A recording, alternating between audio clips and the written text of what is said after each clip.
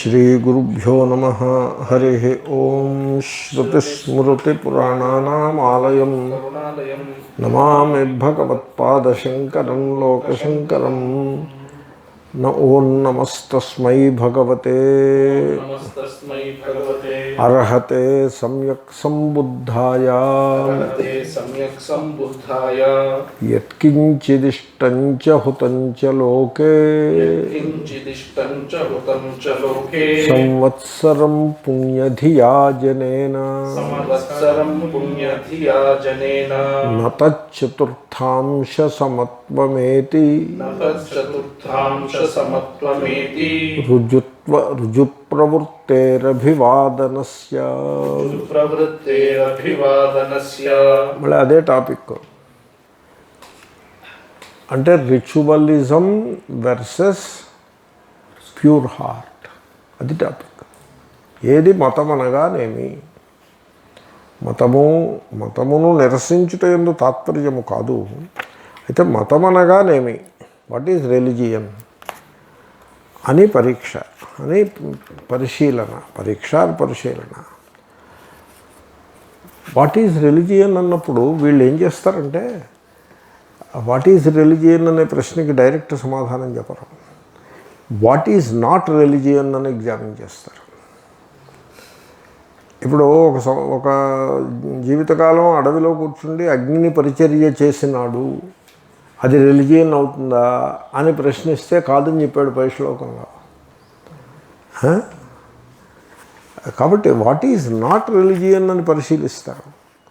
ఇప్పుడు ఈ శ్లోకంలో ఏమంటాడు ఆయన, ఓ మంచి రుజు ప్రవృత్తి ఏది గలదో అంటే క్లీన్ లైఫ్ ఏది గలదో అది నిజమైన రిలిజియన్ అవుతుందే తప్ప పూజలు హోమాలు 1 సంవత్సర కాలం చేసినా కూడా అది రిలిజియన్ అది కాదు అన్నట్టుగా. అది కాదని చెప్పడం, అది గొప్పనా లేకపోతే రుజు ప్రవృత్తి గొప్పనా అని అడిగి రుజు ప్రవృత్తియే గొప్ప అని చెప్తాడు. అంటే రిలిజియన్ని మనం రిచువలిజంగా కన్వర్ట్ చేసి పెట్టుకున్నాం. ఆ పొరపాటు మనం చేసాం. అది బుద్ధుడి కాలం నాటికి బాగా వర్ధిల్లిపోయి ఉన్నది. Ritualism is religion. ఎందుకంటే ఇంచుమించు అది ఆ బుద్ధుని తరువాతి కాలంలో కొద్ది కాలంలోనే 100-200 సంవత్సరాల తర్వాత ఈ ప్రవృత్తి నుంచి పుట్టినటువంటి సూత్రము శోధనాలక్షణోర్థో ధర్మ అనే సూత్రం. ఆ సూత్రం చాలా విచిత్రమైన సూత్రం. నీకు మంత్రం కూడా పట్టించుకోరు, మంత్రంలో ధర్మం ఉంటుందని కూడా చెప్పడం, మంత్రభాగం అంతా కూడా పక్కన పెడతాడు, కేవలము బ్రాహ్మణ భాగమే తీసుకుంటాడు.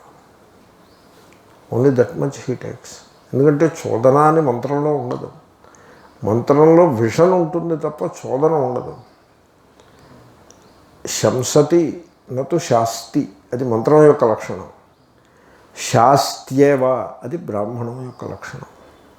ఆ బ్రాహ్మణం తీసుకుంటాడు, తీసుకుని ధర్మాన్ని నిర్వచిస్తాడు. అంటే ఇంకా ధర్మంలో విషన్ అనే దానికి అసలు తావు లేదన్నట్టుగా నిర్వచించి పారేస్తాడు. అది మొట్టమొదటి సూత్రం, చోదనాలక్షణార్థో ధర్మ. ఇంకా ఆ తర్వాత వచ్చిన సూత్రాలు మీరు ఎన్ని ఉన్నాయో చూసుకోండి. మీరు కొన్ని 100 సూత్రాలు ఉంటాయి, 12 అధ్యాయాల సూత్రాలు ఉంటాయి. 12 లక్షణి 12 అధ్యాయాల్లోనూ కూడా మీకు రిచువల్ తప్ప ఇంక ఏదీ ఉండదు. తర్కపాదము అని ఓ పాత్ర ఉంటుంది. ఆ తర్కపాదంలో ఆయన చర్చ చేసేది ఏమిటి, రిచువల్ని విధించే శబ్దము నిత్యము అని ఒకటి చర్చ చేస్తాడు. కర్మ ఏ విధంగా పుడుతుంది, ఏ విధంగా దాని లక్షణం ఏమిటి, అవన్నీ చర్చిస్తాడు తప్ప మీకు ఇంకా రిచువల్ అనేది తప్ప మరో చర్చే ఉండదు. ఎక్కడైనా ఆత్మ అనే మాట వచ్చినా దట్ ఆత్మ అది రిచువల్కు అంగముగా ఉండే ఆత్మనే విచారం చేస్తాడు తప్ప అసలు ఇంకా వేరే ఇండిపెండెంట్గా ఆత్మ విచారం కూడా అండర్టేక్ చేయడు ఆయన. దట్ ఈజ్ హౌ కుమారుల భట్ట అండ్ జైమిని మహర్షి, శబరస్వామి వాళ్ళ ముగ్గురు కలిసి సూత్రకర్త, వార్తికకర్త, భాష్యకర్త వాళ్ళు ఒక సిస్టమ్ని బిల్డప్ చేశారు. అప్పటి నుంచి ఇప్పటిదాకా రిలిజియన్ మీన్స్ రిచువల్. అనే వాతావరణం మీకు నిర్మాణం అవుతుంది. అంచేతనే రిలిజియన్ ఈజ్ విషన్ అనే దృష్టి అసలు మనకు ఎక్కడా కనపడదు. తర్వాత religion is ethical and moral life అనేది కూడా కనపడదు. ఇప్పుడు రిలిజియన్లో there are these levels are there: ritualism, ethical and moral life and the vision of the higher truth అని 3 లెవెల్స్ ఉన్నాయి. ఈ 3 లెవెల్స్లోనూ the lowest level of ritualism is the religion అన్నట్టుగా మనం తయారు చేసి పెట్టుకుంటాం. దానిని బుద్ధుడు చాలా గట్టిగా ఆయన దాన్ని పట్టుకున్నాడు. రిలిజియన్ అంటే ఏమని వర్ణించారంటే మహాత్ములు, యథార్థమైన మతం అనగా చాలా విశాలమైన హృదయమును కలిగి ఉండుట. ఎటువంటి హృదయము? సర్వమును ఆత్మరూపంగా దర్శించుట.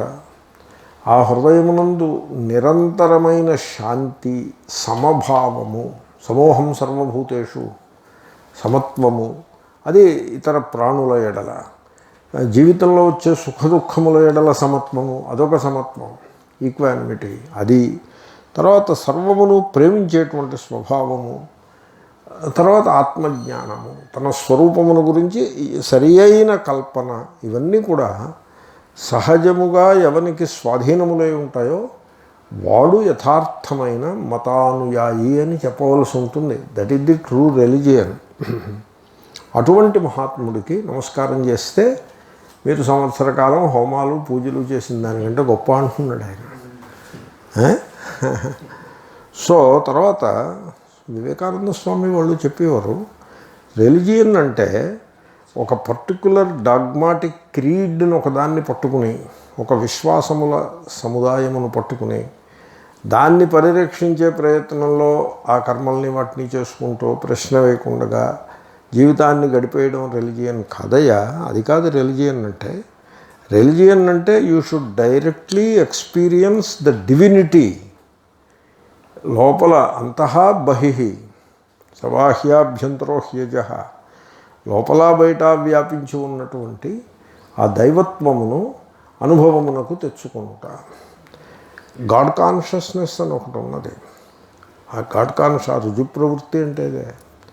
గాడ్ కాన్షియస్నెస్ అంటే లోపల బయట నామరూపములకు అతీతముగా ఆ పరమాత్మ చైతన్యమే వ్యాపించి ఉన్నది అనే గుర్తింపులో జీవిస్తాడు. దాంతో గుడ్ అండ్ ఈవిల్ అనే డివిజన్స్ ఉండవు. తర్వాత ఈ సృష్టిలో అత్యంత శక్తివంతమైన తత్వం ఏది అంటే ప్రేమ అంటాడు. మిలిటరీ కాదు, ఏ మిలిటరీ పవరు కూడా ప్రేమ యొక్క శక్తి ముందు వీగిపోవలసినదే అని అది దట్ ఈజ్ హౌ గాడ్ కాన్షియస్నెస్ని అర్థం చేసుకుంటారు.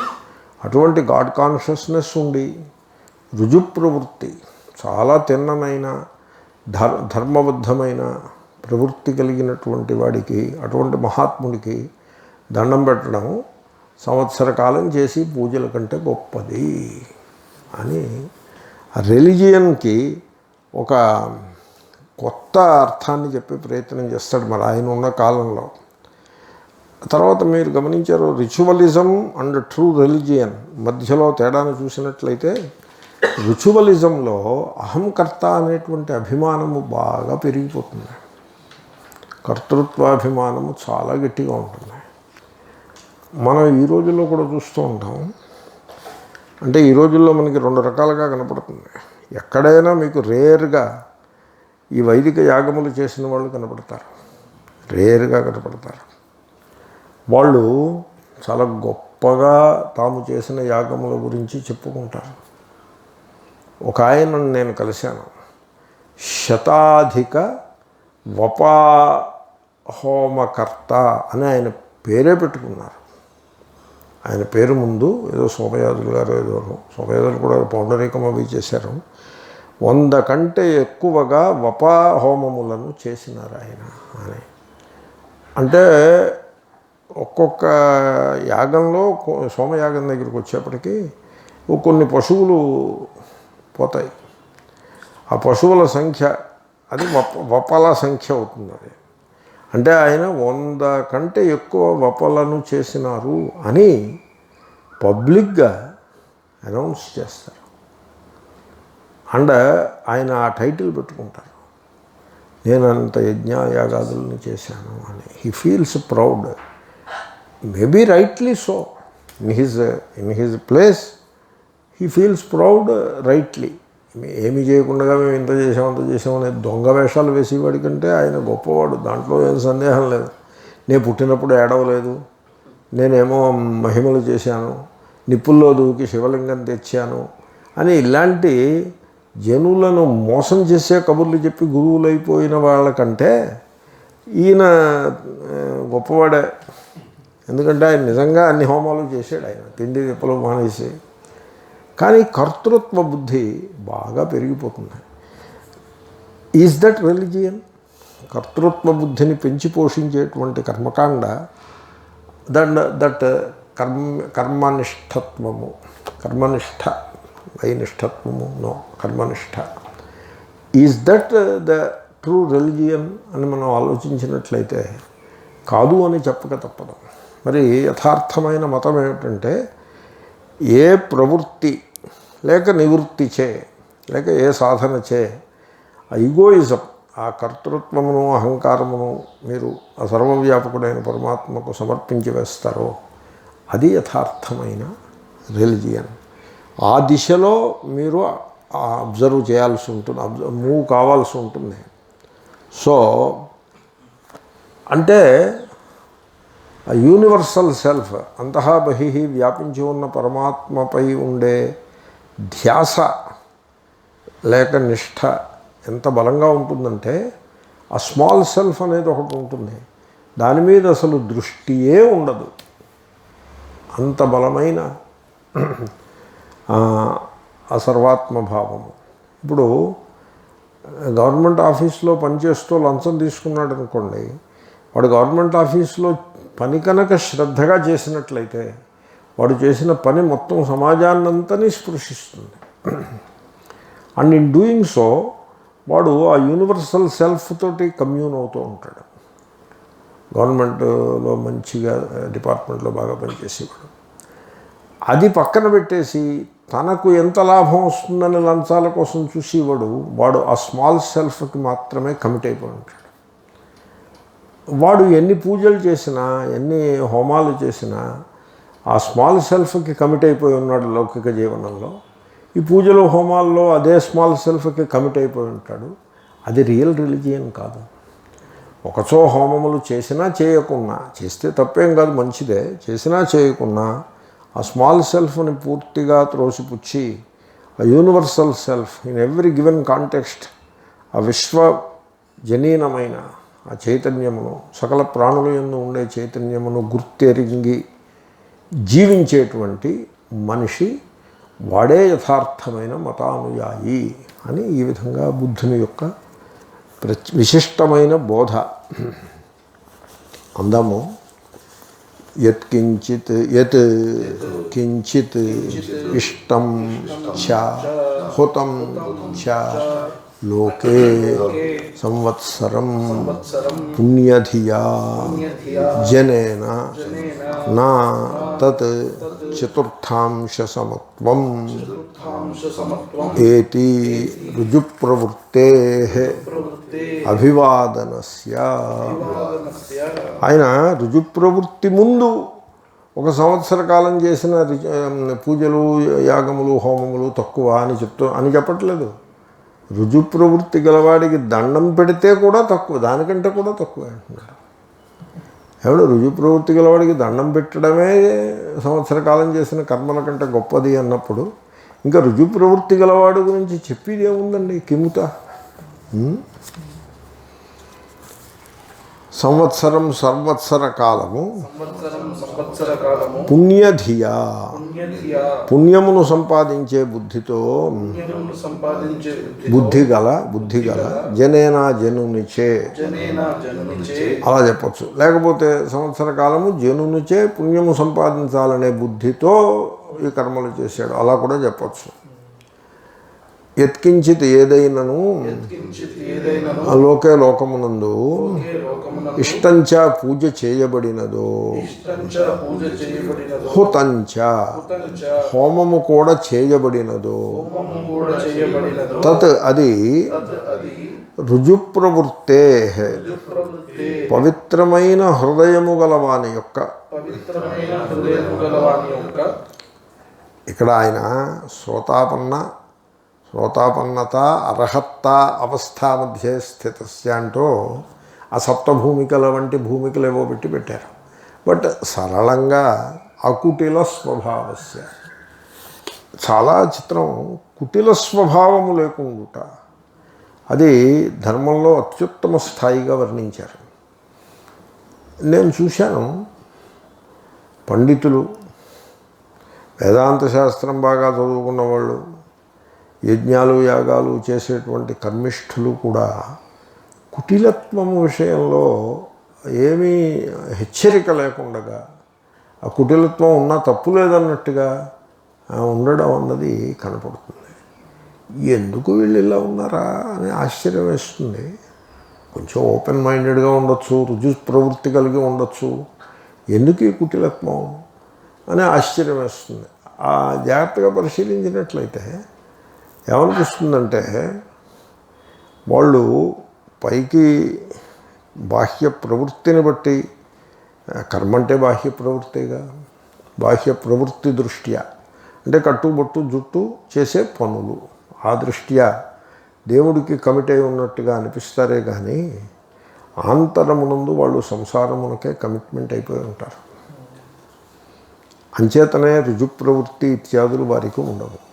ఇప్పుడు రుజుప్రవృత్తి గలవాడు ఉన్నాడు అనుకోండి, వాడు దేనిని పుష్ చేయడు, దేన్ని పుష్ చేయడు. దాని ఎప్పుడైతే మీరు పుష్ చేయరో, especially in a society like Indian society, if you don't push you don't get. మీకు వెస్ట్రన్ సొసైటీస్లో అలా కాదు. అంటే ఇండియన్ తక్కువ చేసి వెస్ట్రన్ పెంచుతున్నారని అలాగా ఆలోచించకూడదు. మనం వసుధైవ కుటుంబకం అనే ధోరణితో చూస్తాం తప్ప. ఇప్పుడు మీరు క్యూలో నిలబడ్డారనుకోండి, మీకు రావాల్సిన టైంలో మీకు రావాల్సిన వస్తువు మీ చేతిలో వచ్చి పడుతుంది. మీకు అమెరికాలో క్యూలో నిలబడితే, ఇక్కడ క్యూలో నిలబడితే అలా వస్తుందా? ఇక్కడ క్యూలో నిలబడితే ఏమవుతుంది? వెనకాల వాళ్ళందరూ ముందుకు వెళ్ళిపోయి లాగేసుకుంటారు. వీడు అలా నిలబడే ఉంటాడు క్యూలో. కొంతమంది అలా నిలబడే ఉంటారు. అలాగండి ఈ మధ్యన క్యూ సిస్టమ్స్ ఇంప్రూవ్ అయ్యాయంటే ఓకే, గుడ్. ఈ మధ్యన ఇంప్రూవ్ అయిన మేరకు గుడ్. మేము చిన్నప్పుడు సినిమా టికెట్లు కొనాలంటే క్యూలో నిలబడేవాళ్ళం. కొంతసేపు అయ్యేప్పటికి మాకు అర్థమైపోయేది, మనం ఇలా క్యూలో నిలబడే ఉంటే ఆ టికెట్ దొరకదు అని అర్థమైపోయేది. అప్పుడు ఆ మనుషుల తలల మీద నుంచి పాకుకుంటూ వెళ్ళిపోయి టికెట్ కొనుక్కొని తెచ్చుకునేవాళ్ళం. మాకు అర్థమైపోయిందంట, రుజు ప్రవృత్తిలో ఉంటే నువ్వు బాగుపడేది ఉండదు, యు ఆర్ ది లూజర్ అని అలాగా. అలా ఉండొచ్చా? అలా ఉండకూడదు. రుజువు అంటే నిజానికి క్యూలో నిలబడ్డం అని ఎందుకు చెప్పానంటే, క్యూ రుజువుగా ఉంటుంది. క్యూలో నిలబడ్డాడు అంటే వాడు రుజు ప్రవృత్తి గలవాడు అని అర్థం. క్యూలో నిలబడ్డాడు అంటే నేను గమనించాను, ఎయిర్పోర్ట్లో కూడా వాడు క్యూలో నిలబడ్డాడు. ఎయిర్పోర్ట్లో కూడా 1-2 సార్లు చెప్పాల్సి వస్తుంది, మీరు వెనకాల ఉన్నారు కదా, మీరెందుకు అలా ముందుకు వచ్చేస్తారు అని చెప్తే, చదువుకున్నాం ఎయిర్పోర్ట్లో ఉన్నాడంటే బాగా విద్యాధికుడు అయి ఉంటాడు, వాడు విసుక్కుంటాడు, వెళ్ళవా అని విసుక్కుంటాడే తప్ప, లేకపోతే ఒకప్పుడు బడ్జీ కూడా కాడు. రుజు ప్రవృత్తి ఉండదు. రుజు ప్రవృత్తి అంటే stand in the queue, get what you need, what you get when you get, that is the రుజు ప్రవృత్తి. అటు ఆ క్యూకి అప్లై చేశాను నేను. అటువంటి స్వభావం గలవాడు ఎప్పటికీ మహాత్ముడే.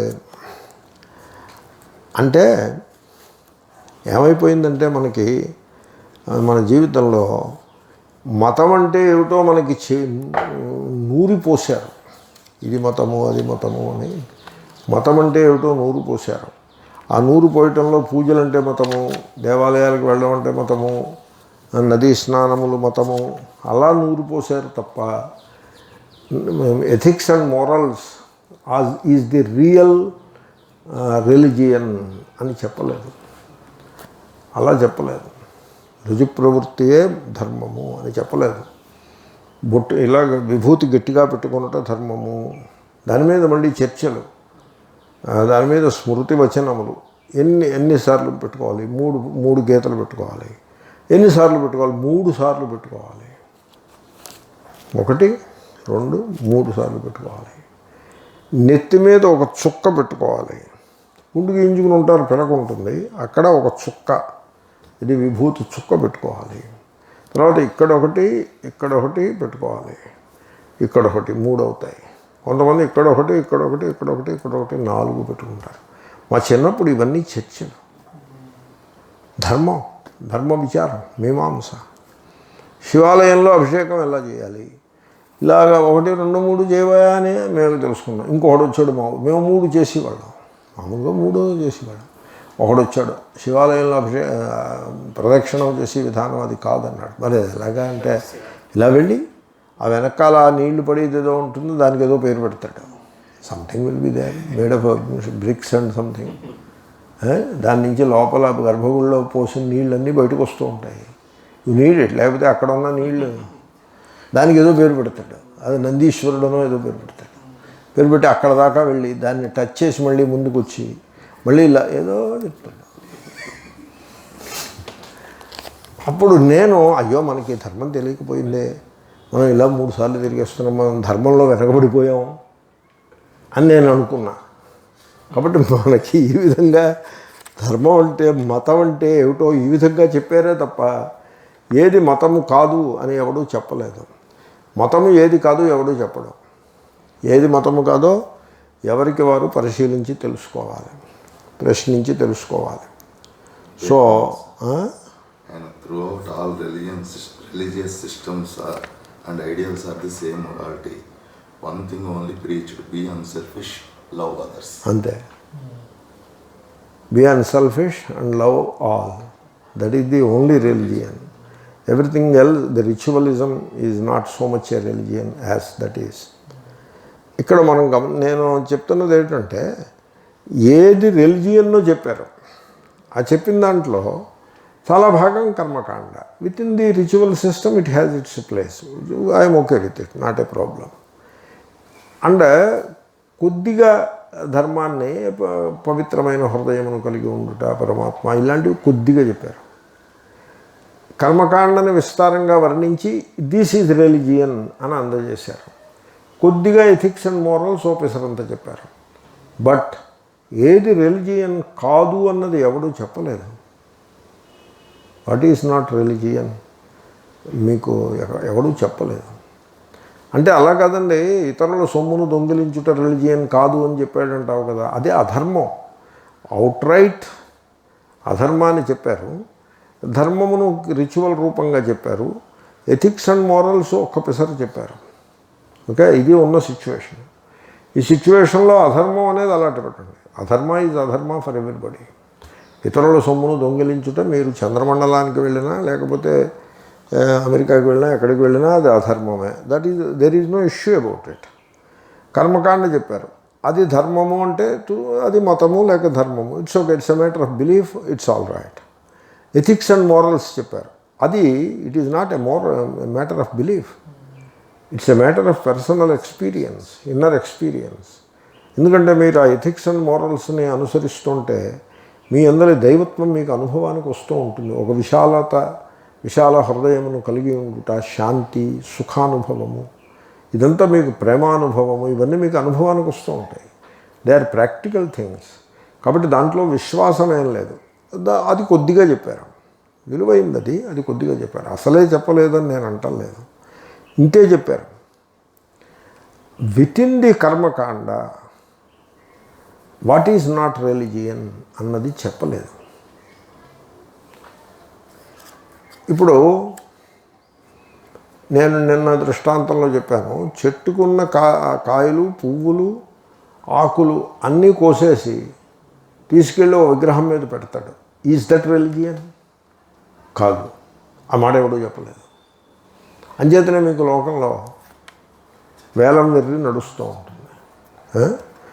బంగారం, 1 కేజీ బంగారం కొనేసి దాంతో ఒక తొడుగో కిరీటమో మరొకటో ఆభరణం చేయించేసి దాన్ని 10,000 మంది జనాల్ని పోగేసి వీడియోలోనూ ఫోన్లో ఆ వీడియోలోనూ ఆ ఫోటోగ్రాఫ్లు పెట్టి కెమెరాలు పెట్టి ఆ దేవుడికి ఆ బంగారం ఇచ్చిన వాడిని బాగా ఫోకస్ చేస్తే హైలైట్ చేస్తూ వాడి పేరుని 1కి 10 సార్లు చెప్తూ ఊరందరికీ తెలిసేట్లాగా ఆ దేవుడికి ఆ తొడుగు పెడితే ఇప్పుడు మీరు దేవుణ్ణి అలంకరించారా ఇతగాడిని అలంకరించారా? మీరు లోకంలో దేవాలయాల్లో దేవుడికి అలంకారం ఉండదు. అది దేవుడికి అలంకారం కాదు. అది ఒక డబ్బున్నవాడికి అలంకారం. అది గంగాహారతి అని ఇస్తారు. ఈరోజు గంగాహారతి ఫలానా హైదరాబాదులో ఉన్నటువంటి ఫలానా పేటలో నివసించే సుబ్బన్న గారు ఫలానా గోత్రీకుడు అని మైక్లో అనౌన్స్ చేస్తాడు. గంగ దగ్గరికి వెళ్తాడు, హారతి ఇస్తాడు. హారతికి ముందు సుబ్బన్న గారికి జై అంటాడు, హారతి అయిపోయిన తర్వాత సుబ్బన్న గారికి జై అంటాడు. గంగ గురించి వాడికి అర్థం కాదు, చుట్టుపక్కల వాళ్ళకి కూడా ఎవరికి అర్థం కానీ 2 శ్లోకాలు చదివి హారతి ఇచ్చి చక్క వస్తాడు. ఇప్పుడు గంగకి హారతి ఇచ్చినట్ట సుబ్బన్న గారికి హారతి ఇచ్చినట్ట? సపోజ్ ఆ సుబ్బన్న గారు అక్కడే నిలబడి ఉన్నారనుకోండి, ఇంకా డౌటే. ఆ ప్రశ్నకి సమాధానం తెలుస్తుంది, దాని ముఖం మీద ఏం రాసి ఉన్నది. Is that religion? రిలిజియన్ పేరుతో ఆయన ₹1,00,000 ఖర్చు పెట్టి బంగారపు ఆభరణాలు దేవుడికి ఇచ్చిన మాట వాస్తవమే. Is that religion? The answer is no, that is not religion. మనకి ఎవళ్ళు కూడా ఏది రిలిజియన్ కాదు అని మనకి ఎవళ్ళు కూడా చెప్పలేదు. మనమే దాన్ని విశ్లేషణ చేసి తెలుసుకోవాలి. భగవాన్ బుద్ధుడు మనకు ఒక అవకాశం ఇస్తాడు. ఏది రిలిజియన్ కాదు అని ఈ విధంగా కంపేర్ చేయటం ద్వారా ఏది ట్రూ రిలిజియన్ కాదు అనే ఒక అవకాశాన్ని ఇస్తాడు. అది మనకి తెలుసుకునే అవకాశం. ఇప్పుడు మనం తెలుసుకుంటే ఏమిటి ఉపకారం? ఏది రిలిజియన్ కాదు. ఇప్పుడు ఈ శ్లోకం ఉందనుకోండి, 1 సంవత్సరం పూజలు హోమాలు చేసిన దానికంటే రుజు ప్రవృత్తి గొప్పది అంటున్నాడు ఆయన. అంటే ట్రూ రిలిజియన్ రుజు ప్రవృత్తి, నాట్ ఎలాబరేట్ రిచువల్స్ అని మనకు ఒక ఐడియా వచ్చింది. దీనివలన మనకి కలిగే ప్రయోజనమేమి? వాట్ ఈజ్ నాట్ రిలిజియన్ తెలుసుకోవటం వల్ల ప్రయోజనం ఏమిటంటే, ఈ రకమైన విజ్ఞానము గలవాడు గాడ్ మ్యాన్కి సర్వైల్ గాడ్ మ్యాన్కి బానిస అవ్వటం అనేది ఎన్నడూ ఉండదు. ఎవడో గాడ్ మ్యాన్ ఉంటాడు, ఎక్కడ పడితే అక్కడ గాడ్ మ్యాన్లు ఉంటూ ఉంటారు. ఓ గాడ్ మ్యాన్ అంటాడు, నేనేమో నిప్పుల్లో దిగి శివలింగం తీశాను అంటాడు. ఇంకో గాడ్ మ్యాన్ అంటాడు, నేను మహిమతో బంగారపు ఉంగరాన్ని సృష్టించానంటాడు. ఇంకో గాడ్ మ్యాన్ అంటాడు, నేను ఇక్కడ కూర్చుని వాడి రోగాన్ని తగ్గించానంటాడు. మీరు ఇంప్రెస్ అవుతారా? వాటికి ఇంప్రెస్ అవ్వరు. ఎందుకని? వాట్ ఈజ్ నాట్ రిలిజియన్ అని మీకు స్పష్టంగా తెలుస్తూ ఉంటుంది. ఇవేమీ రిలిజియన్ కాదు, ఇదంతా కూడా ఫేక్ అని మనకి తెలుస్తూ ఉంటుంది. కాబట్టి వాట్ ఈజ్ నాట్ రిలిజియన్ అని తెలుసుకున్నవాడు ఒక గాడ్ మ్యాన్కి బానిస అయిపోయేటువంటి పరిస్థితి నుంచి వాడు తప్పించుకుంటాడు. అది ఎంత లాభమో చూడండి. తర్వాత పిచ్చి పిచ్చి పుస్తకాలు, రిలీజియస్ బుక్స్ ఏవో డెవలప్ అవుతూ ఉంటాయి. కథలతోటి వాటితోటి నుండి రిలీజియస్ బుక్ అంటాడు. దాంట్లో ఏవో కథలు ఉంటాయి, పిచ్చి పిచ్చి కథలు ఉంటాయి, అతిశయోక్తులతోటి ఉంటాయి, అర్థం లేని కథలు ఉంటాయి, మోస్ట్ రిడిక్యులస్ కథలు ఉంటాయి. చిన్నపిల్లలు కూడా నవ్వే అంతటి పరిహాసాస్పదమైన కథలు ఉంటాయి. ఆ పుస్తకం అది రిలీజియస్ బుక్ కింద వాడు ఇస్తూ ఉంటాడు. You will put it aside, you will not be duped by that. కాబట్టి వాట్ ఈజ్ నాట్ రిలిజియన్ అని తెలుసుకోవటము చాలా విలువైన జ్ఞానం. అది దానివల్ల ఏమవుతుందో తెలుసిన, మీరు ఇండిపెండెంట్గా ఆలోచించే శక్తిని కలిగి పొందుతారు. ఒక మానవ మాతృడుగా జీవితం ఎలా ఉండాలి అని ఆలోచించేటువంటి సామర్థ్యం మీకు లభిస్తుంది. వాట్ ఈజ్ నాట్ రిలిజియన్ అని తెలుసుకోవటం వల్ల ఈ శ్లోకాల్లో అటువంటి ప్రజ్ఞ మనిషికి లభిస్తుంది. వాడు దానివల్ల మళ్ళీ ఓ గాడ్ మ్యాన్ కానీ మళ్ళీ ఒక రిలీజియస్ బుక్ కానీ వీడిని ట్రాప్లో పడేసేటువంటి సందర్భం ఉండదు.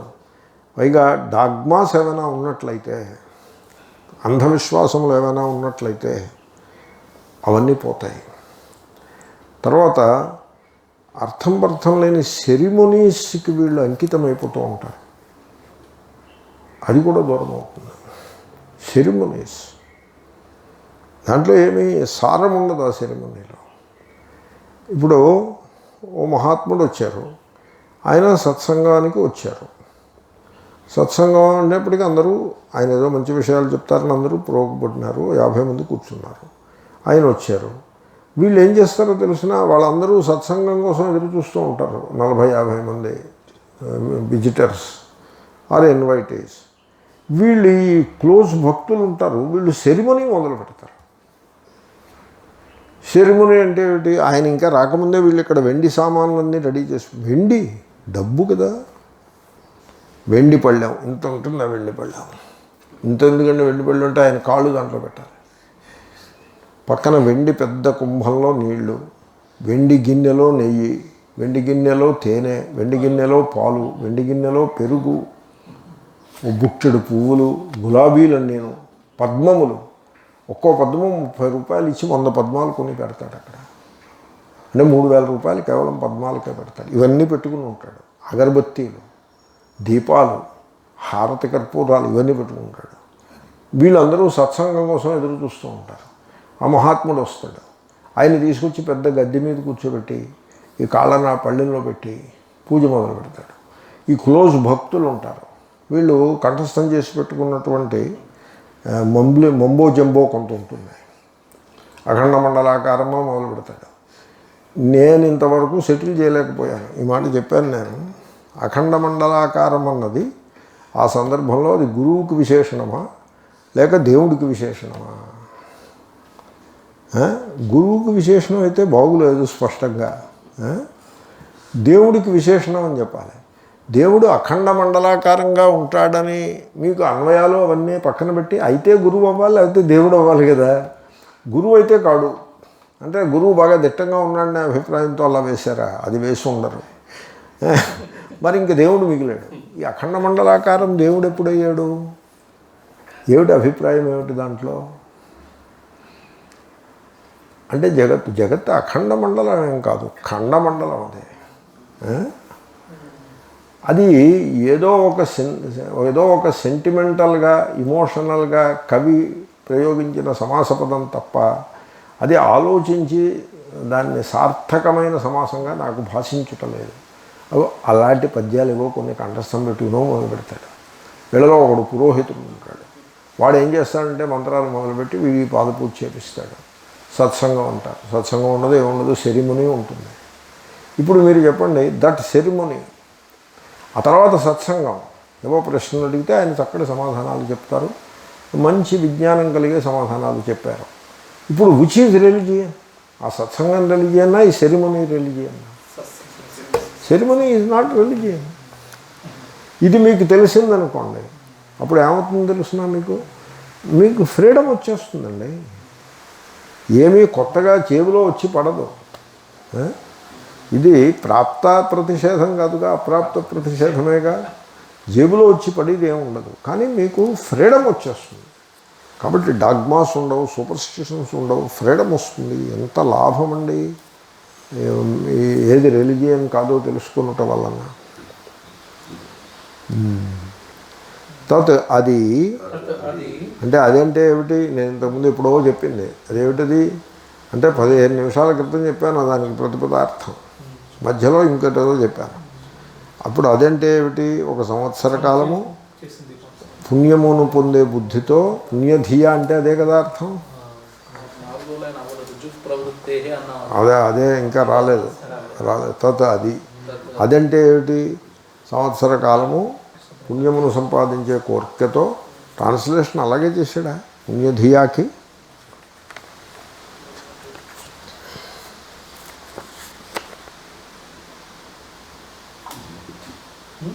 In order to gain merit. అంతే, కరెక్టే. పుణ్యమును సంపాదించుట కొరకై, లోకోద్ధారం కోసం ఇతరుల మీద ప్రేమతోటి చేయలేదు ఆయన ఆ యజ్ఞాలో. కేవలం పుణ్యం సంపాదించుట కొరకై 1 సంవత్సర కాలం పూజాధికమును హోమములను చేసినాడు. తత్ అయ్యది రుజుప్రవృత్తే రుజువైన స్వభావము గలవానికి రుజువైన స్వభావము గలవానికి చేసిన చేసిన అభివాదనస్య అభివాదనస్య నమస్కారము యొక్క నమస్కారము యొక్క చతుర్థాంశ సమత్వం చతుర్థాంశ సమత్వం 4వ వంతునకు కూడా సమము అగుట 4వ వంతునకు కూడా సమము అగుటను అగుటను నా ఏతి ఏతి పొందదు పొందదు. అది 1/4 కూడా కాదన్నాడు. They not even 1/4. Very interesting. యత్కించిదిష్టంచ హుతంచ లోకే కించిదిష్టం చ ఉతం చ లోకే సంవత్సరం పుణ్యధియా జనేన.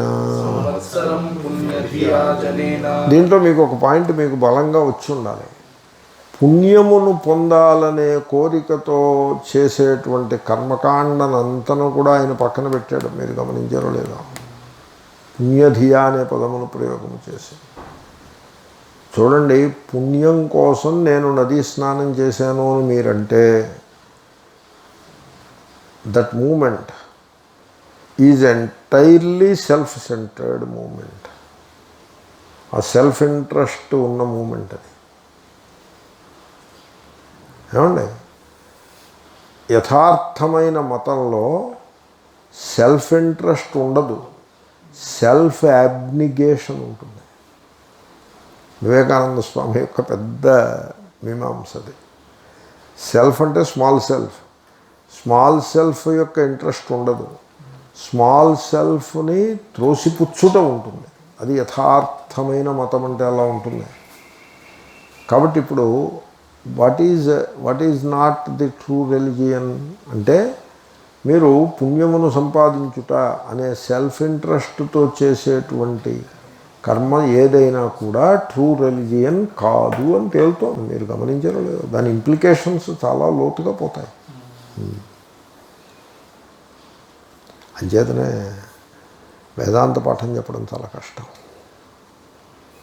నేను సుమారు గత 15-20 ఇయర్స్ నుంచి, సర్టన్లీ 15 ఇయర్స్ నుంచి నేను I'm facing this resistance. Certainly from 15 years. సన్యాసం తీసుకున్న తర్వాత ఫస్ట్ 3-4 ఇయర్స్ రెసిస్టెన్స్ ఫేస్ చేయలేదు. ఎందుకంటే I was also trying to find my foot hold, I suppose. And I was focusing on the text, Sanskrit, grammar and all those things. But slowly started shifting the focus to Vedanta as life. Vedanta as life. అంతే వెంటనే మీకు resistance ఆరంభమైంది. నాకు బాగా గుర్తు, 15 years back మౌన వ్యాఖ్య అనే శ్లోకాన్ని వివరిస్తూ మౌన శబ్దానికి అర్థము ఇన్నర్ సైలెన్స్ అని చెప్పాను నేను. There it self I found resistance. Somebody question, లోపల మీకు వృత్తుంటే జ్ఞానం కలుగుతుందా, సైలెన్స్ ఉంటే జ్ఞానం కలుగుతుందా అని ఒక ప్రశ్న వేశాను. అంటే చెప్పాను, నీకు తెలియడానికి కొంత టైం పడుతుంది, కూర్చోమని చెప్పాను. Already resistance started. అంటే మౌనం అంటే వృత్తి కాదు, మౌనం అంటే సైలెన్స్ కాదు అర్థం. మరి ఏమిటి, నువ్వేం అర్థం చెప్తావు చెప్పు. మౌనంకి అర్థం నువ్వేం చెప్తావు అంటే, మౌనం అంటే మననమ్మనో ఏదో చెప్తాడు, సైలెన్స్ అని చెప్పడం సమ్ ట్విస్టెడ్ మీనింగ్ ఏదో చెప్తాడు. అప్పటి నుంచి రెసిస్టెన్స్ని ఫేస్ అప్పుడు ఆ రెసిస్టెన్స్ని నేను ఫేస్ చేశాను. I did not yield. మౌనం is silence. Silence can teach more than the speech. అప్పుడు చెప్పాను, silence is more eloquent than speech. వాడు ఎలోక్వెంట్ స్పీచ్ అంటారు. It is more eloquent than speech అని అప్పటి నుంచి మొదలుపెట్టా. అదంతా రెసిస్టెన్సే. ఇప్పుడు సైలెన్స్ ఎలోక్వెంట్ అని మీరు అన్నారనుకోండి, శాస్త్రం ప్రమాణం కాదనే గోల్లో పడుతుంది వెళ్ళేది. శాస్త్రం శబ్దరూపం, నిశ్శబ్ద రూపం కాదు అని. That is the way. ఇంతటి రెసిస్టెన్స్ ఎందుకు ఉందబ్బా అని ఆ తర్వాతి కాలంలో ఆలోచించుకుంటే నాకు స్పష్టంగా తెలుస్తూనే ఉంది. ఇంతటి రెసిస్టెన్స్ ఎందుకు ఉందంటే, the untrue religion, whatever is not true religion, దాన్ని ట్రూ రిలిజియన్గా తీసుకుని the god man, the book, the dogmas, the superstitions, ఇది కాంబినేషన్, ఇవన్నీ కలిసి ఉంటాయి. The god man, the book అంటే set of books, superstitions and dogmas, combination. This combination is operating. It is on the supreme. It is operating and we're fighting, we're swimming against the current అని నాకు అప్పుడు అర్థం. ఇప్పుడు మీరు లోకంలోకి వెళ్ళి మీరు చూడండి, ఇప్పుడు పుష్కరాలు రాబోతున్నాయి, అందరూ వెళ్ళి గోదావరి నదిలో స్నానం చేయండి అని పాఠం చెప్తారు. లక్షల మంది వెళ్ళి స్నానాలు చేస్తారు. ఎందుకు ఎంతమంది వెళ్తారంటే అక్కడ స్టాంపీడ్లో తొక్కిడి అది వచ్చేసి కొంతమంది ప్రాణాలు పోయి అంతమంది వెళ్ళిపోతారు. వీళ్ళు ఇంతమంది వెళ్ళిపోయారేమిటబ్బా, what is it that all of these people are seeking అని కనుక మీరు ఆలోచిస్తే పుణ్యధియా అని ఒక్క మాటలో కవర్ అయిపోతుంది. వీళ్ళందరికీ ఈ పుణ్యమును సీక్ చేయుట, పుణ్యమును సంపాదించుట అనేది ఒక జీవిత లక్ష్యము, అది ఏ మతము అని చెప్పి పెట్టింది ఎవరు? గురువులు చెప్పి పెట్టారు. అంటే మీకు the false sense of religion ఎంత డీప్గా వెళ్ళిపోయిందో చూడండి. వివేకానంద స్వామి లాంటి వాడు చెప్పిన సెల్ఫ్ అబ్నిగేషన్, సెల్ఫ్ డినయల్, అంటే ది ఎవ్రీ రిలీజియస్ ప్రాక్టీస్. ఇప్పుడు హోమం చేసినప్పుడు నమమ అంటారు, మమ అనరు, నమమ అంటారు. స్నానం చేసి మమ అంటాడు. ఆ డిఫరెన్స్ చూడండి. నమమాలో self denial or self abnegation is there, మమాలో self interest is there. That is not the true religion. ఈ మాట మీరు బయటకు వెళ్ళి చెప్పండి. Who will take you, who will accept your word? Therefore చాలా tremendously powerful verse it is. నాకు అలా అనిపిస్తుంది ఆ పుణ్యధియా అనే ఒక్క మాట. యత్కించిదిష్టంచ హుతంచ లోకే కించిదిష్టం చ హుతం చ లోకే సంవత్సరం పుణ్యధియా జనేన. సంవత్సరం పుణ్యధియా జనేన. ఓ మహాత్ముడు మాట చెప్పాడు. ఒకడు నడిచి వెళ్తున్నాడు, దారికి అడ్డంగా ఫుట్పాత్లో మధ్యలో ఒక షార్ప్ గ్లాస్ గాజు ముక్క గలదు. దాన్ని వీడు చూశాడు. వంగి జాగ్రత్తగా దాన్ని, అది మట్టిలో ఫిక్స్ అయి ఉన్నది, దాన్ని జాగ్రత్తగా పెళ్ళగించి, తన చేయి తగ్గకుండగా జాగ్రత్తగా పెళ్ళగించి ఆ పక్కన ఉన్నటువంటి వేస్ట్లో పడేశాడు, వేస్ట్ బాస్కెట్లో పడేశాడు. అలా ఎందుకు చేశాడంటారు అతను? అంటే అతనికి తను హర్ట్ కాడు దాని చేత. ఎందుకని? చూశాడు కనుక. He may not come back on that path again. Okay, కాబట్టి నెక్స్ట్ టైం తాను వస్తే హర్ట్ అవుతాడేమో అనే ఫీలింగ్ కూడా అతనికి లేదు. మరి ఎందుకు చేసినట్టు అతని? ఇప్పుడు దాన్ని పీకి పక్కన పారేసే ప్రక్రియలో తాను హర్ట్ అయ్యే అవకాశం ఉన్నది.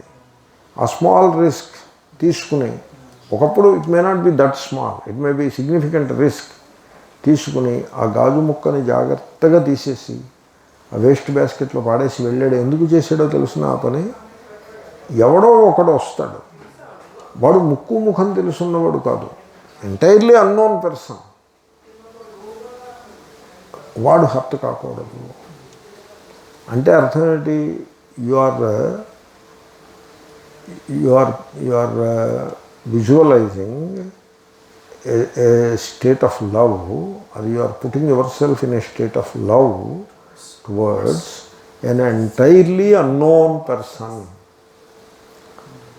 ఇప్పుడు చెప్పండి, నేను ఈ నదిలో స్నానం చేస్తే నాకు పుణ్యం వస్తుంది అని చేసే కర్మకి, వీడు చేసే కర్మకి, which is the true religion? మీరు తేడా చూశారు? వాడు గాజు ముంక తీసి పక్కన పారేస్తే పుణ్యం వస్తుందని ఎక్కడైనా రాశారా? అందుకోసం చేశాడా వాడు? అందుకోసం చేయలేదు వాడు. పుణ్యధి లేదు. Is not looking for merit.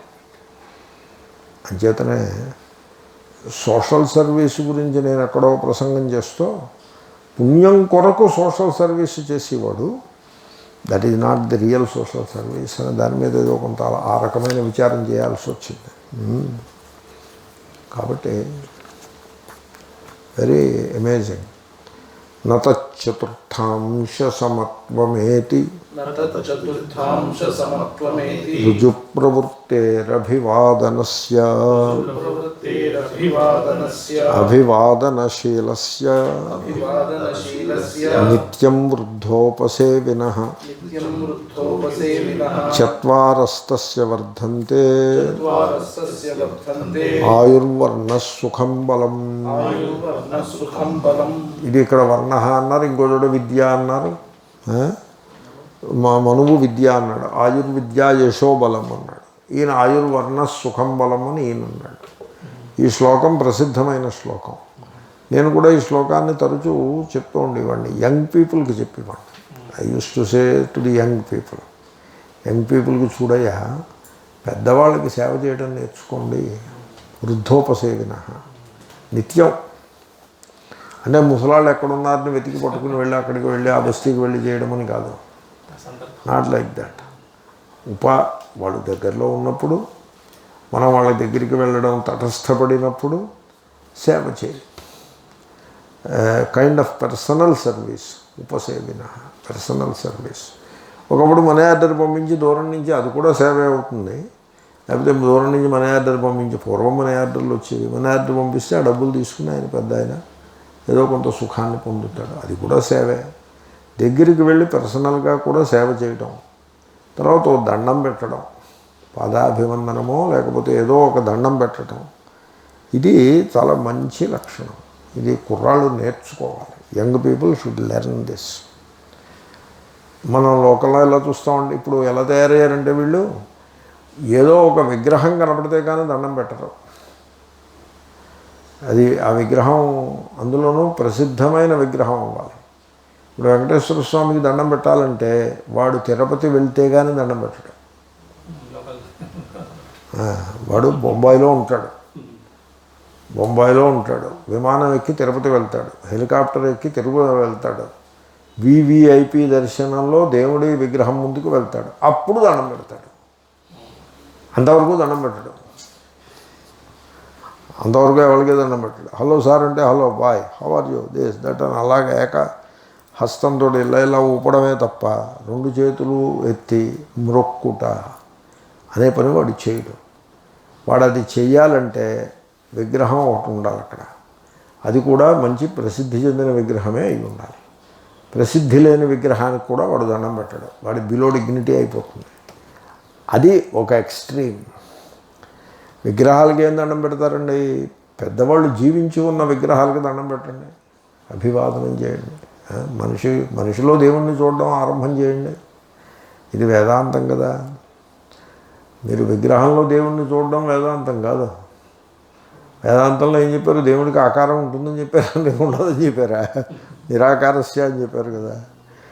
కాబట్టి విగ్రహానికి దండం పెట్టడంలో గొప్ప అది ఇక్కడ రెలిజియన్ అది కాదు. అది ట్రూ రెలిజియన్లో పడదు. ట్రూ రెలిజియన్ అంటే ఒక పెద్ద ఆయనకి దండం పెట్టు, ఆయన హృదయంలో ప్రకాశిస్తున్నటువంటి దేవుడికి దండం పెట్టు, ఆయనే రుజు ప్రవృత్తి గలవాడు, ఆ ప్రవృత్తికి దండం పెట్టు, అనుభవశీలుడు, ఆ అనుభవానికి దండం పెట్టు. దండం పెట్టి ఆయనకు చిన్న సేవ చేయి, చిన్న పెద్ద ఏదో సర్వీస్ చేస్తే నీకు 4 లాభాలు ఉంటాయి. నీ ఆయుర్దాయం పెరుగుతుంది. అంటే కష్టపడి పనిచేసేవాళ్ళు ఎక్కువ కాలం బతుకుతారు. నీ ముఖంలో ఒక సౌందర్యం వస్తుంది, వర్ణం, బ్యూటీ, నీకు ఒక సౌందర్యం వస్తుంది. తర్వాత నీ కీర్తి పెరుగుతుంది, యశ అన్నాడు, సుఖం పెరుగుతుంది, బలం కూడా పెరుగుతుంది అన్నాడు. అవును, పెద్దవాళ్ళకి సేవ చేస్తుంటే ఫిజికల్ స్ట్రెంగ్త్ పెరగదు మరి. ఇప్పుడు సోఫాలో కూర్చొని కాళ్ళు టేబుల్ మీద పెట్టుకుని డిటెక్టివ్ నవల్ చదువుకుంటే ఏమవుతుంది? ఫిజికల్ స్ట్రెంగ్త్ ఏమవుతుంది? అంతకంతకి నీరు గారిపోయి పొట్ట తయారవుతుంది. చక్కగా పెద్దవాళ్ళకి నమస్కారం చేసి వాళ్ళకి ఏదైనా సేవ చేసామనుకో, ఆ ఫిజికల్ స్ట్రెంగ్త్ కూడా పెరుగుతుంది. ఎప్పుడు మీరు చూడండి, ఆరోగ్యవంతుడు కనుక మీకు కనపడితే, యవ్వనంలో అందరూ ఆరోగ్యంగానే ఉంటారు. మధ్య వయస్సులో, పెద్ద వయస్సులో మీకు ఆరోగ్యవంతుడు కనపడ్డాడంటే you don't take it for granted. దాని వెనకాల గొప్ప తపస్సు ఉండి ఉంటుంది, అది మీకు తెలియదు. అది గమనించాలి. వాడికి 60 ఏళ్ళు వచ్చాయి, 70 ఏళ్ళు వచ్చాయి, వాడు ఇంకా షుగర్ లేదన్నాడంటే వాడు తపస్యాలని చెప్పేసి అర్థం. అయి ఉంటాడు, లేకపోతే షుగర్ వచ్చేస్తుంది. వీళ్ళు పెట్టే భోజనాలకి, వీళ్ళు వండుకు తినే భోజనాలకి, మీకు లోకంలో ఉన్నటువంటి ఫుడ్ హ్యాబిట్స్కి షుగర్ వచ్చేస్తుంది. 2 రూపాయల బియ్యం పథకం వచ్చాక మొత్తం సమాజంలో 3వ వంతు డయాబెటీస్ అయిపోయారు. 2 రూపాయలు ఇవ్వడం, కేజీ బియ్యం తెచ్చుకోవడం, ఉడికించుకోవడం, దానికి ఊరగాయను సాంబారు వేసుకుని మొత్తం అంతా మెక్కేయడం. వాడు డయాబెటీస్ అయిపోతాడు, షుగర్ పేషెంట్ అయిపోతాడు. సమాజం అంతా షుగర్ పేషెంట్లు అయిపోయారు అలాగా. కంట్రీ క్లబ్ వేదాంత అంటే సన్యాసం పుచ్చుకోవడం, ఓ ఆశ్రమం, ఓ ల్యాండ్ మాస్ ఒకటి తీసుకో. సన్యాసులు రియల్ ఎస్టేట్ పీపుల్ అయిపోయినారు. సన్యాసం పుచ్చుకోగానే ఓ ల్యాండ్ ఒకటి కొంటాడు. పెద్ద సన్యాసి అయితే ఓ 50 ఎకరాల ల్యాండ్ కొంటాడు. చిన్న బుడ్డి సన్యాసి అయితే 500 గజాల ల్యాండ్ కొంటాడు. గృహస్థులు 200 గజాల ల్యాండ్ కొనుక్కుని ఇల్లు కట్టుకుంటూ ఉంటారు. వీడు 500 గజాల ల్యాండ్ కొంటాడు. వీడు బుడ్డి సన్యాసుల్లో కల్లా తక్కువ స్థాయి సన్యాసి. వీడు 500 గజాల ల్యాండ్ కొంటాడు హైదరాబాద్లో. కొని దాంట్లో బిల్డింగులు కడతాడు. ఒక బిల్డింగ్ ఏమిటో తెలిసిన, వాడి బెడ్రూము, వాడి ప్రైవేట్ క్వార్టర్స్. ఇంకో building kitchen with most modern equipment. ఇంకో బిల్డింగ్ దేవుడు అంటాడు, దేవుడు విగ్రహం పెడతాడు ఒకటి. ఇవి 3 కడతాడు. ఆ కిచెన్లో మంచి కుక్కును ఒకడిని, వీడికి వినయంగా ఉండి వీడికి సర్వీస్ చేసేటువంటి కుక్కును ఒకడిని తీసుకొచ్చి పెడతాడు. మంచి జీతం ఇచ్చి, వాడు జీతం బాగా ఇవ్వకపోతే దండం కూడా పెట్టడం. వాడికి ఒక ఫ్యామిలీ వాళ్ళు ఉంటారు. వాడు స్వామీజీ అంటూ వీడికి గురువు కింద చేసేసుకుని వీడికి శిష్యుడు అయిపోతాడు. శిష్యుడు దేనికి అవుతాడు? డబ్బుల కోసము, పొజిషన్ కోసం శిష్యుడు అయిపోతాడు. అంతేగాని వేదాంత శిష్యుడు ఏమీ అవడం. ఈ కుక్కులు ఎవరు వేదాంత క్లాసుకి రారు. కుక్కులు, ప్రీస్టులు, ఆఫీస్లో వాళ్ళు, వాళ్ళకి వేదాంతం అక్కర్లేదు. వాళ్ళు స్వామీజీకి మళ్ళీ శిష్యులు. పైగా ఏమిటి ఇంక శిష్యరికం? వేదాంతం చదువుకోని శిష్యరికం. దాంట్లో ప్రథమ స్థానంలో ఈ కుక్కును పెట్టచ్చు. వీడు శిష్యుడు. గురు మహారాజ్ అని కాళ్ళకి అడ్డంగా పెట్టి నమస్కారం చేసి, ఈరోజు వంట వండమంటారని అడుగుతాడు. అడిగితే కూరలు ఏమన్నాయంటే బెండకాయ, వంకాయ, బీరకాయ, ఆనపకాయ ఉన్నాయంటాడు. సరే, ఆనపకాయను బెండకాయ వేసి పులుసు పెట్టు, వంకాయ కూర ఒకటిను బీరకాయ కూర ఒకటి చేయని చెప్తాడు వీడు, ఈ స్వామి. బాస్మతి రైస్ తప్ప మామూలు రైస్ తినరు. మీకు తెలుసా అది? స్వాములు బాస్మతి రైస్ తప్ప మామూలు రైస్ తినరు. చాలా హై క్వాలిటీ రైస్ తింటారు. ఈ కూరలో వేసుకున్న రైస్ తింటాడు. Becomes diabetic. మీకు ఒక కట్టెలు కొట్టేవాడో లేకపోతే రాళ్ళు కొట్టేవాడో 70 ఏళ్ళు 75 ఏళ్ళు ఉంటాయి, వాడి దగ్గర డయాబెటీస్ ఉండదు. ఇప్పుడు తపస్సు ఎవరి దగ్గర ఉందంటారు? కాబట్టి నిత్యం వృద్ధోపసేవిన, పెద్దలని సేవ చేయుట, కష్టపడి పని చేయుట అనే మాట కూడా తర్వాత రాబోతోంది. నేను ఈ పెద్దలకి సేవ చేయుట అన్నది కష్టపడి పని చేయడంలో ప్రవేశపెట్టేదాన్ని. ఆ రకంగా పెద్దలకి సేవ చేస్తూ కష్టపడే స్వభావం గలవాడు ఎవడైతే ఉంటాడో వాడు ఆరోగ్యంగా ఉంటాడు, 4 కాలాల పాటు బ్రతుకుతాడు, చూడడానికి బాగుంటాడు. అంటే ముడతలు పడిపోయి, ఇప్పుడు రోగం వచ్చిన వాడి ముఖానికిను ఆరోగ్యంగా ఉన్నవాడి ముఖానికి తేడా లేదు. వర్ణం అంటే అది. వాడు బలంగా ఉంటాడు.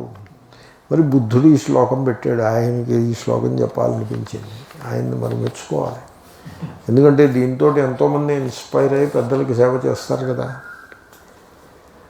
నిత్యం ప్రతిదినము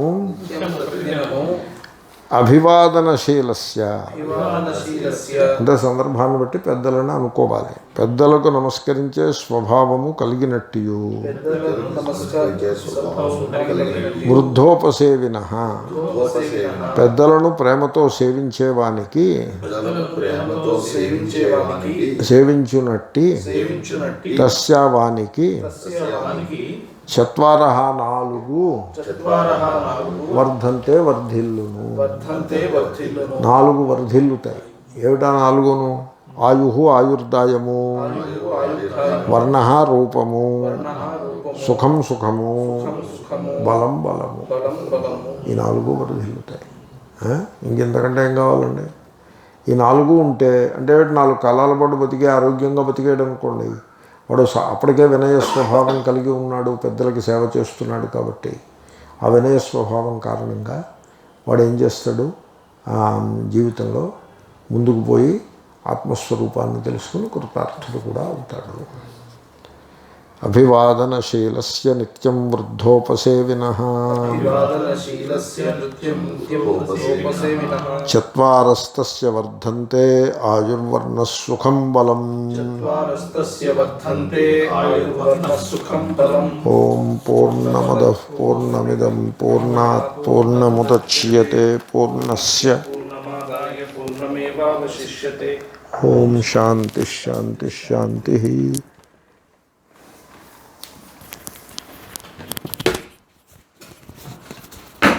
చాలా ఇంట్రెస్టింగ్గా చెప్తున్నాడు.